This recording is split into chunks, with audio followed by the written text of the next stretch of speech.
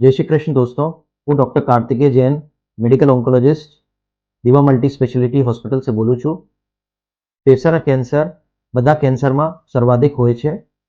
ફેફસાના cancer 17 સાલની ઉંમરમાં હોઈ શકે છે. ફેફસાના કેન્સર 85% બીડી, સિગરેટ, તંબાકુને સેવન કર્યા પછી હોઈ શકે છે.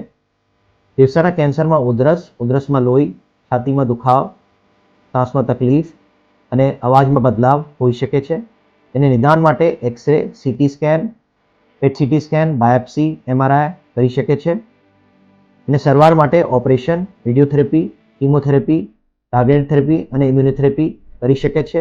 એને પકડવા માટે સંદિગ્ધ માણસમાં લો ડોઝ સીટી સ્કેન સ્ક્રીનિંગ માટે કરી શકે છે. तंबाकू, बीड़ी, सिगरेट त्यागो, फेफसाना कैंसर से बचो.